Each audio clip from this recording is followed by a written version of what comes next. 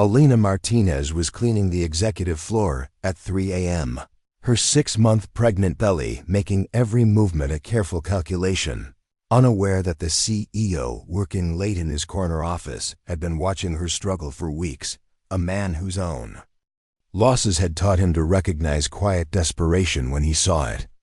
When she finally collapsed from exhaustion outside his door, clutching her stomach in pain, and he rushed to lift her trembling form, the 3 words she whispered would shatter everything he thought he knew about success, sacrifice, and second chances. At 23, Elena Martinez embodied the kind of determination that only comes from having no other choice. A third-year pre-med student at Northwestern University, she had learned to compartmentalize her life into precise segments, studying molecular biology while riding the L train between jobs, reviewing anatomy notes during her 15-minute breaks, and calculating dosages for pharmacology class while scrubbing corporate bathrooms at 3 a.m. Before we jump back in, tell us where you're tuning in from, and if this story touches you, make sure you're subscribed, because tomorrow I've saved something extra special for you. The pregnancy hadn't been part of her carefully mapped 5-year plan. A brief relationship with Marcus, a fellow pre-med student who'd seemed to understand her drive and ambition, had resulted in an unplanned pregnancy and his immediate disappearance from her life. The morning he'd blocked her number and transferred to a different university was the morning Elena realized she was truly alone in a way she'd never experienced before. But Elena Martinez didn't know how to quit. The daughter of a single mother who'd worked double shifts as a nurse to put food on the table, she'd inherited both an unshakable work ethic and an absolute refusal to let circumstances define her future. She would finish her degree, pass the MCAT, get into medical school, and build a life where her daughter would never know the gnawing anxiety of choosing between textbooks and groceries. To make this dream reality, Elena balanced 3 jobs with the precision of a juggler, cleaning offices through a janitorial service from midnight to 6 a.m., tutoring struggling high school students on weekends, and working the morning rush at Grind Coffee near campus. The cleaning job paid the most, $18 an hour, to maintain the executive floors of Chicago's financial district, because few people were willing to work the graveyard shift in empty skyscrapers. What Elena didn't know was that one of those skyscrapers was never quite as empty as it seemed. Chun had built Meridian Industries from a dorm room idea into a billion-dollar technology empire, but at 38, he was discovering that success could be as isolating as failure. The son of Taiwanese immigrants who'd worked in restaurant kitchens and factory lines to send him to MIT, David understood the weight of carrying other people's dreams. Every decision he made affected thousands of employees, their families, their futures. For the past 6 months, David had been fighting the most crucial battle of his career, a hostile takeover attempt by Blackstone Capital that threatened to gut his company and sell it for parts. The vultures were circling, promising shareholders quick profits while planning to eliminate entire departments and outsource production overseas.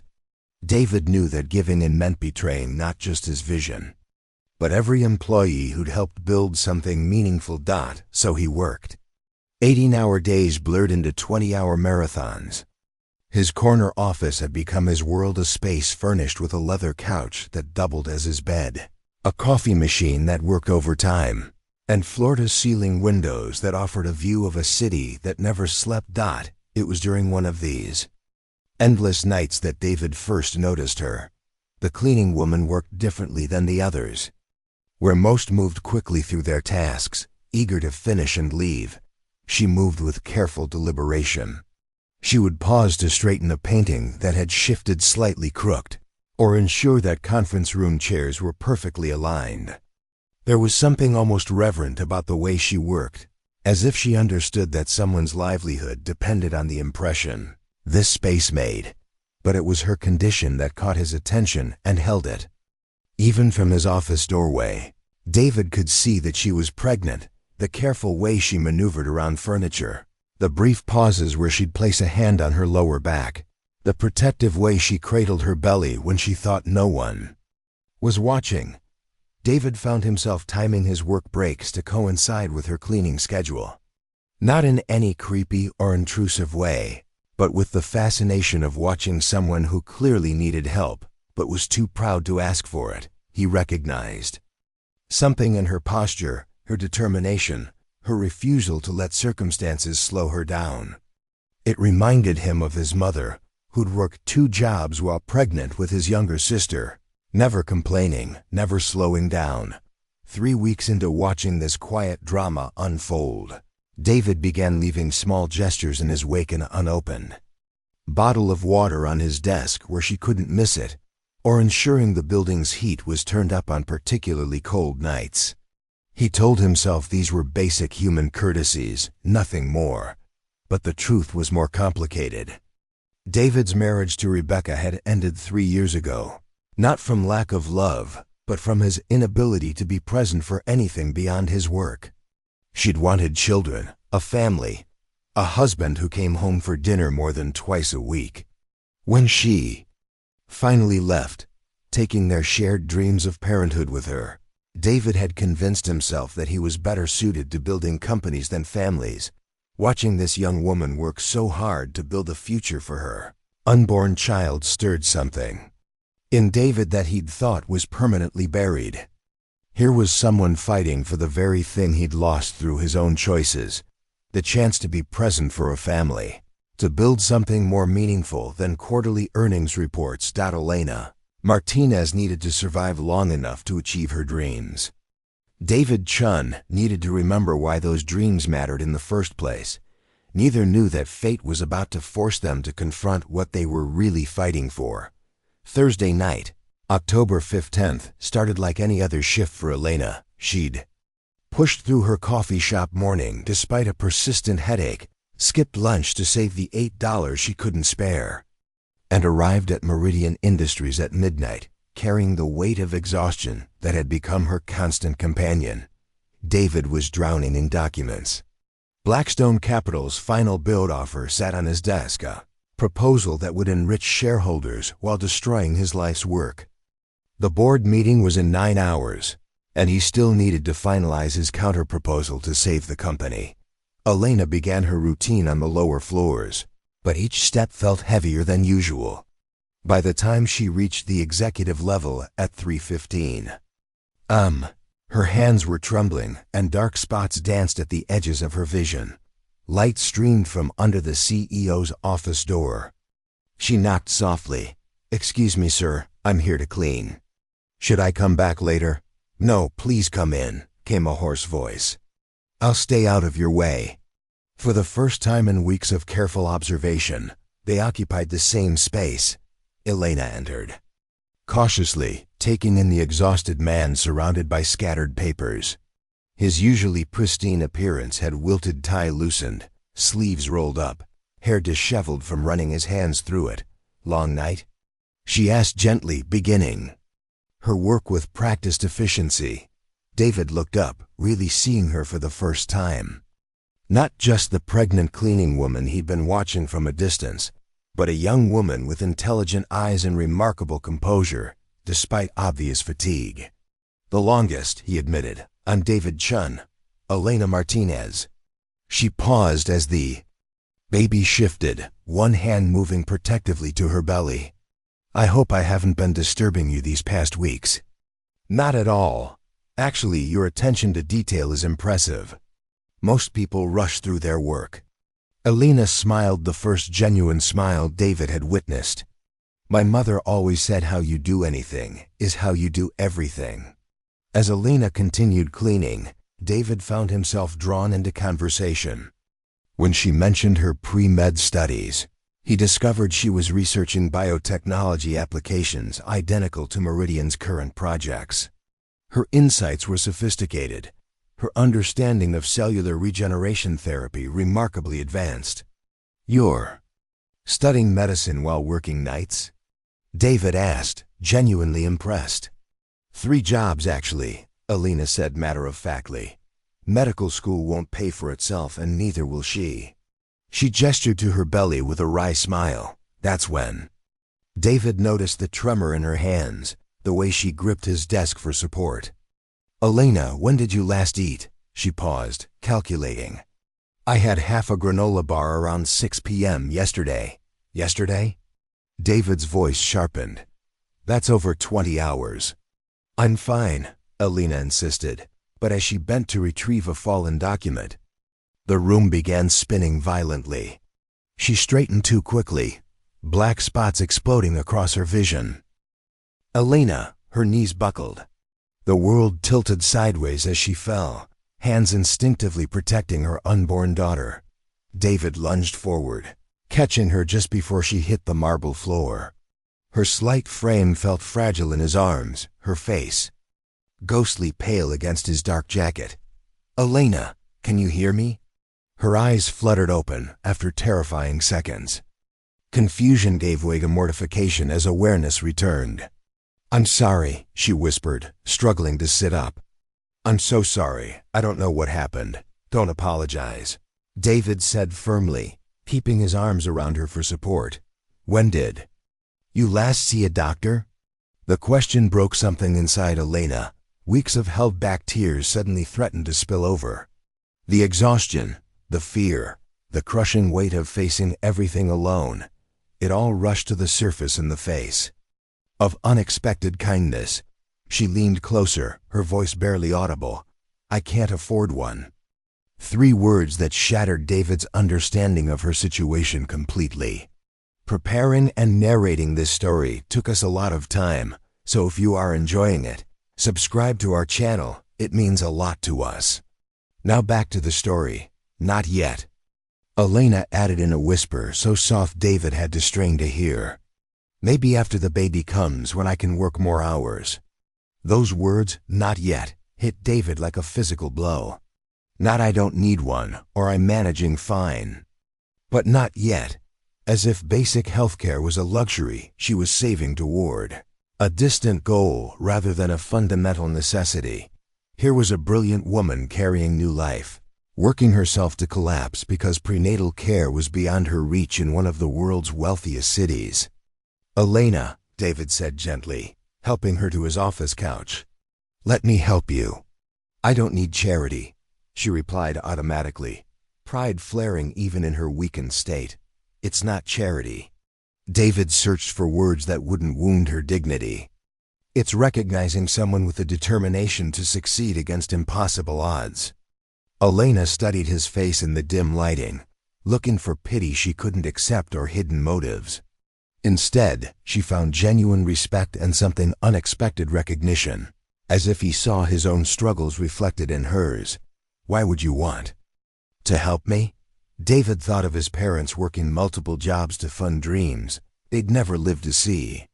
He thought of his ex-wife's accusation that success had made him forget how to care about people. He thought of his empty penthouse, the family photos he'd packed away, the personal dreams he'd sacrificed for professional achievement. "Because maybe we both need reminding what we're really working for," he said quietly. Over the next hour, as Elena regained her strength and David abandoned his crisis management, they began truly seeing each other. She learned about his immigrant parents, his drive to build something meaningful, his current battle against corporate raiders. He discovered her mother's sacrifices, her medical school dreams, her determination to give her daughter opportunities she'd never had. When Elena insisted on finishing her work, David found himself helping, holding vacuum cords, moving chairs, working alongside her rather than watching from his executive distance. "You don't have to do that," Elena protested. "I know," David replied, carefully repositioning a conference table, "but I want to." For the first time in months, David's office felt warm rather than isolated. For the first time in weeks, Elena felt like she wasn't fighting her battles entirely alone. Neither understood yet how completely this night would transform both their futures. The morning after Elena's collapse, David made a decision that surprised even him. Instead of attending the board meeting that would determine his company's fate, he drove to Northwestern University's campus, looking for a young woman who'd refused to give him her phone number or accept direct help. He found her at Grind Coffee, working the morning rush despite doctor's orders to rest. Dark circles shadowed her eyes, but she moved with determined efficiency, crafting lattes while reviewing flashcards, propped against the espresso machine. "Elena," David said when the rush subsided, "we need to talk." She looked up, surprised and slightly embarrassed. "Mr. Chun, you shouldn't be here. Don't you have important meetings? I postponed them." David's simple statement carried weight neither of them fully understood yet. "I have a proposition." Alana's defenses rose immediately. "If this is about charity, it's about a job," David interrupted. "A real job. Meridian Industries needs a research assistant for our biotechnology division. Someone with your background in cellular regeneration would be perfect." "I don't have a degree yet," Elena protested, but David could see hope flickering in her eyes. "You have knowledge and insight that most graduates lack. The position pays $40,000 annually, includes full health benefits, and offers flexible hours. For your studies." Elena stared at him, coffee pot frozen in her hands. "Why are you doing this?" "Because talent like yours shouldn't be wasted cleaning floors at 3 a.m. David replied simply. Within a week, Elena had traded her janitorial uniform for a lab coat. Working in Meridian's research facility, she discovered that David's offer wasn't charity disguised as employment. She genuinely excelled at the work.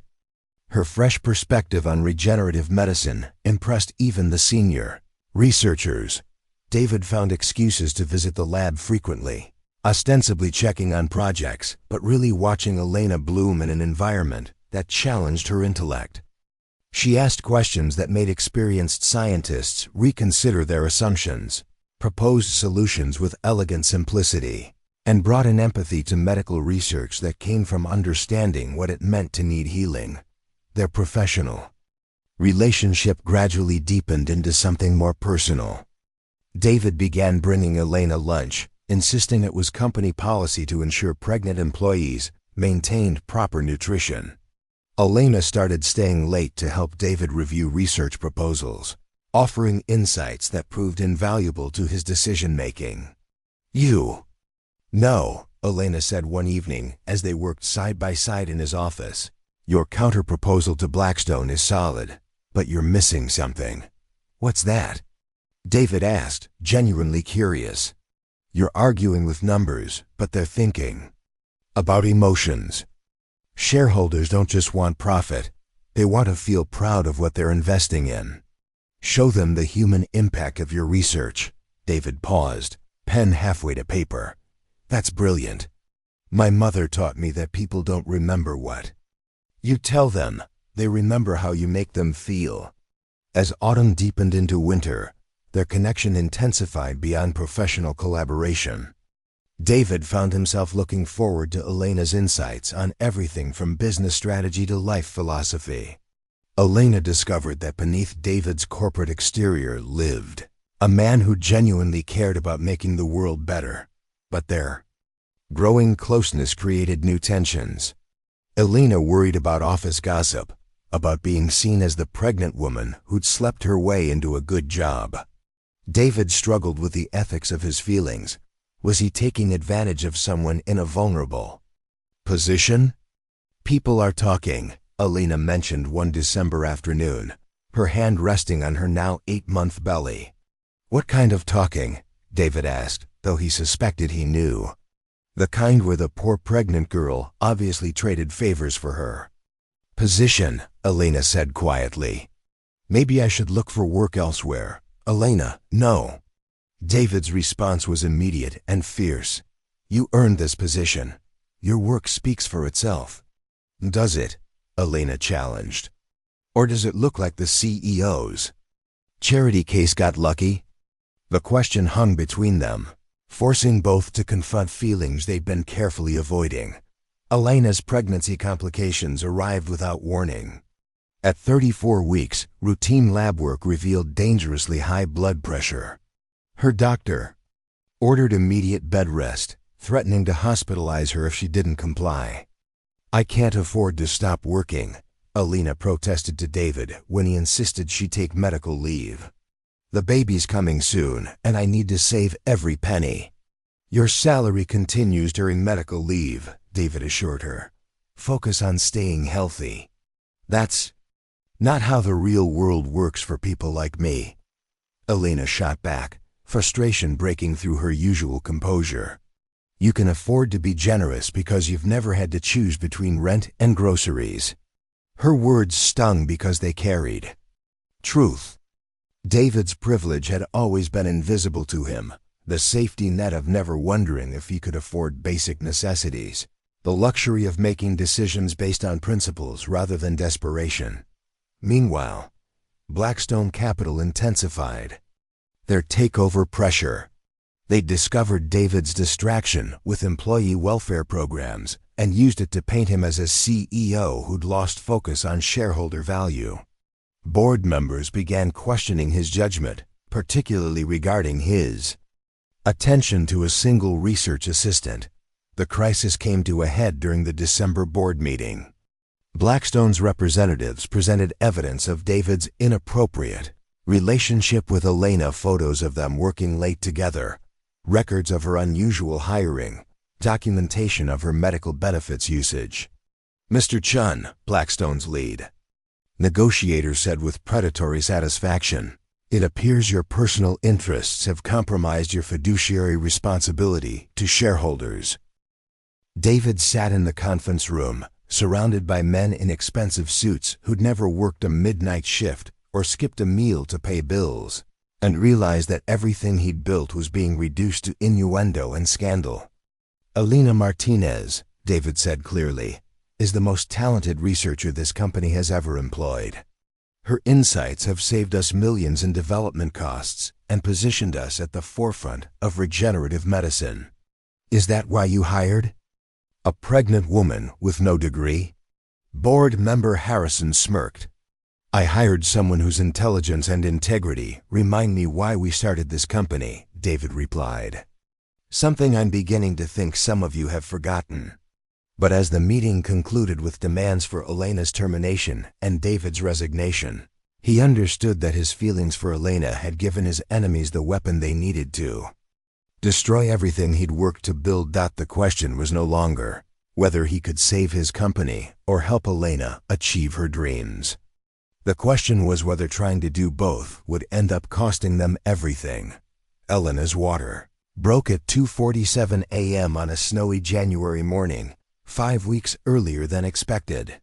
Alone in her studio apartment, she called 911 with shaking hands, then stared at her phone for 30 seconds before dialing the only other number that mattered. "David," she whispered when he answered on the first ring. "The baby's coming."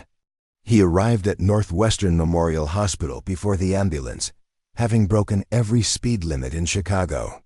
When he burst through the emergency room doors, Elena was being wheeled toward the maternity ward, her face pale but determined.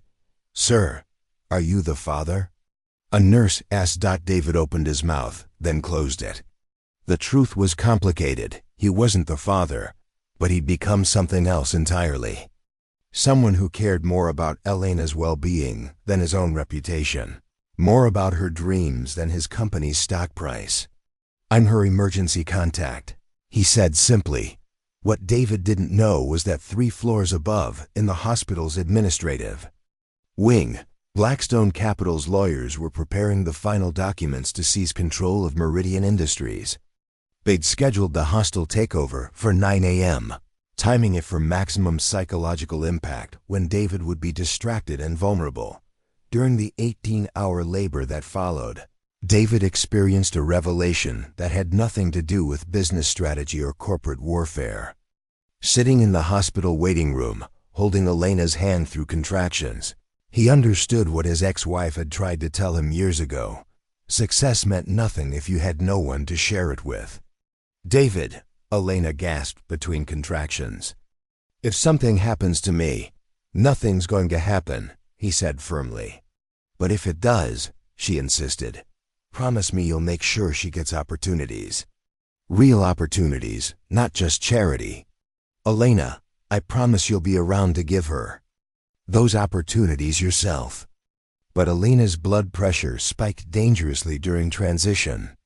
Doctors rushed her into emergency surgery, leaving David alone in a sterile hallway, realizing that he might lose the person who'd taught him how to care about something beyond. Quarterly earnings at 8:23 a.m. As David paced the surgical waiting area, his phone buzzed with urgent messages. The board was demanding his presence for the emergency meeting. Blackstone's final offer was on the table. His absence would be interpreted as surrender. For the first time in his career, David Chun turned off his phone. Dr. Sarah Kim emerged from surgery at 9:15 a.m. with news that changed everything. Ms. Martinez is stable, and you have a healthy baby girl. But Elena's asking for you specifically. She says she needs to tell you something important. David found Elena in recovery, exhausted, but alert, holding a tiny bundle with perfect fingers and dark hair.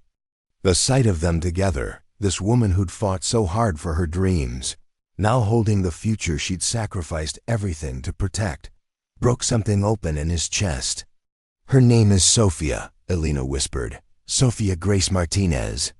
She's beautiful, David said, meaning it completely. David, I need to tell you something I should have said weeks ago.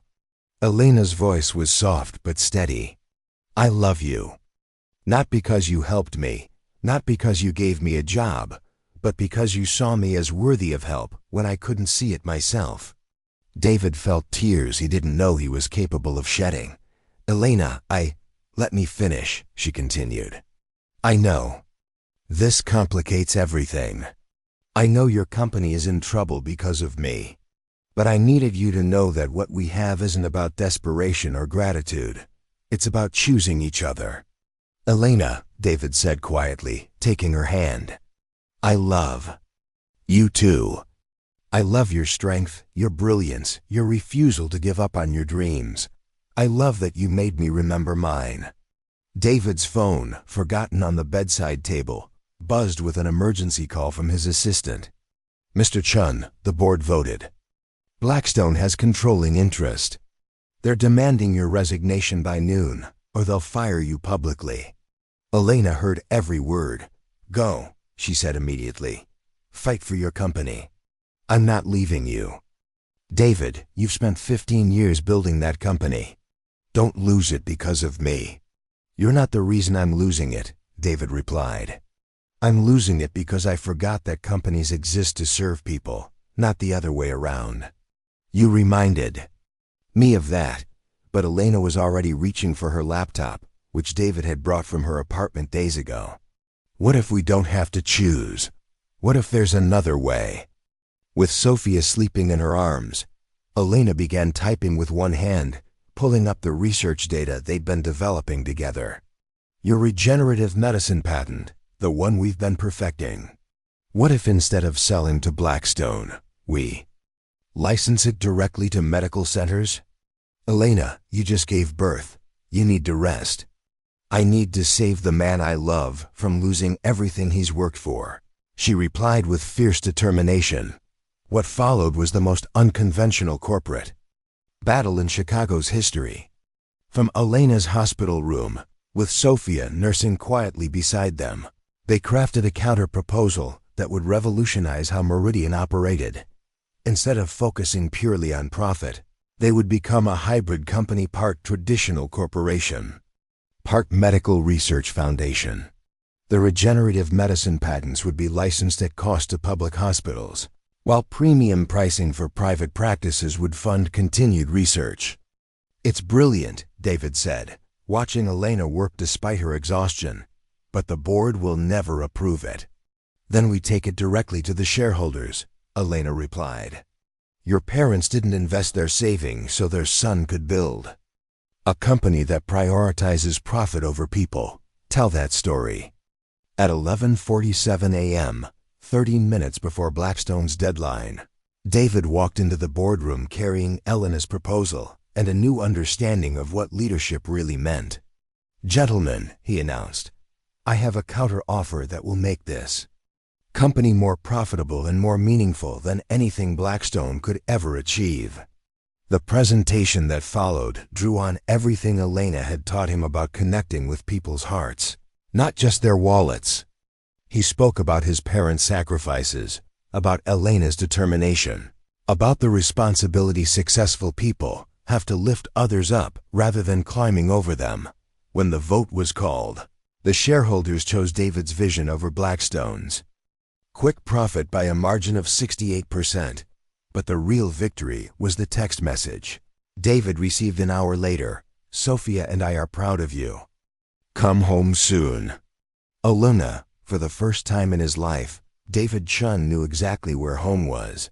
6 months after Sophia's dramatic entrance into the world, Meridian Industries had transformed into something unprecedented in corporate America.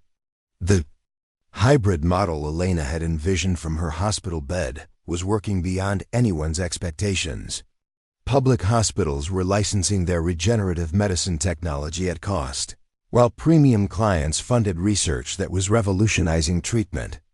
For spinal cord injuries and degenerative diseases, Elena had returned to work part-time, bringing Sophia to the company's newly established child care center, a benefit David had implemented after realizing how many employees struggled with work-life balance. She was also enrolled in an accelerated medical program that Meridian sponsored, designed for working parents pursuing healthcare careers. You know, Elena said one evening as they reviewed research proposals in David's office, Sophia sleeping peacefully in her carrier, I never imagined this is how my life would turn out. Better or worse than you planned? David asked, looking up from financial projections that showed their highest quarterly earnings ever. Different, Elena smiled. I thought I had to do everything alone to prove I was strong enough. Turns out, choosing the right partner makes you stronger. The engagement happened on a Tuesday morning in February, in the Meridian Industries lab where Elena was conducting her latest research.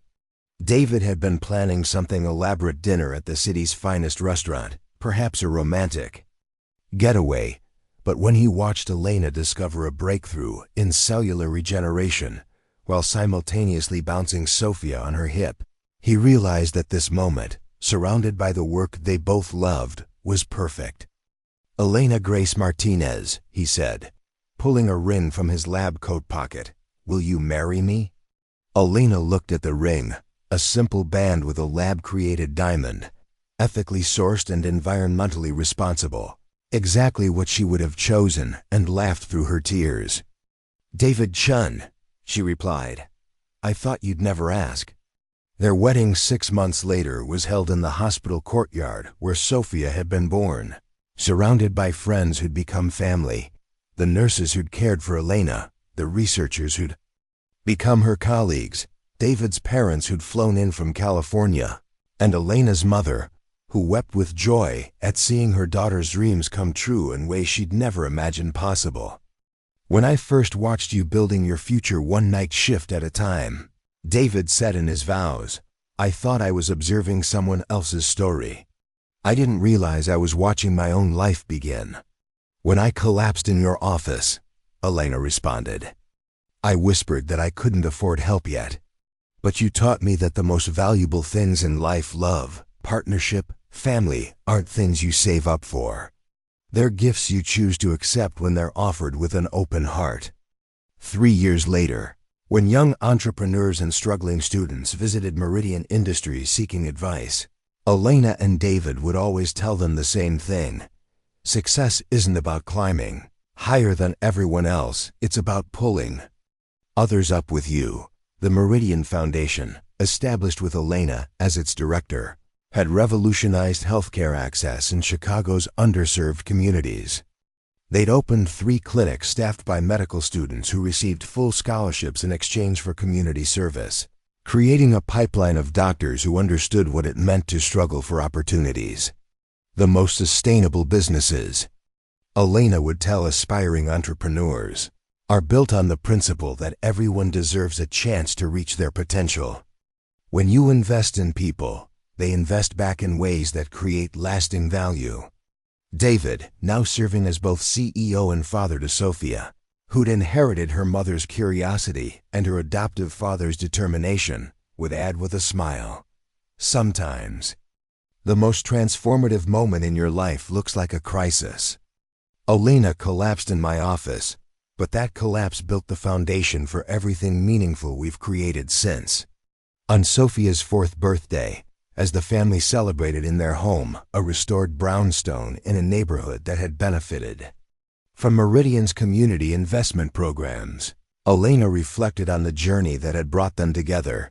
She was Dr. Elena Martinez Chin now, having completed her medical degree while working and raising Sophia. David had learned to leave the office by 6 p.m. every day, understanding that the most important meetings happened around their dinner table. Sophia, bright and confident, switched effortlessly between English and Spanish, equally comfortable in boardrooms where her parents changed the world and playgrounds where she was simply a little girl with big dreams. "Mommy," Sophia asked one evening, as Elena tucked her into bed, "how did you and Poppy fall in love?" Elena smiled, thinking of that night years ago when exhaustion and desperation had led her to collapse, and kindness had lifted her up. "Well, sweetheart, sometimes the best love stories begin when someone sees you at your most vulnerable moment and chooses to help you become stronger." "Like superheroes?" Sophia asked. "Exactly like superheroes," Elena replied. "Except instead of flying or super strength, we had something more powerful." "What's that?" "We had the courage to let someone else care about us, and the wisdom to care back." Their story became legend in Chicago's business community, not as a fairy tale about rescue, but as proof that the strongest foundations are built when people choose to support each other's dreams rather than compete for limited resources. The last log cabin Elena had admired in her grandfather's stories paled in comparison to what she and David had constructed together, a life built on mutual respect, shared values, and the understanding that true wealth isn't measured in bank accounts, but in the opportunities you create for others to succeed.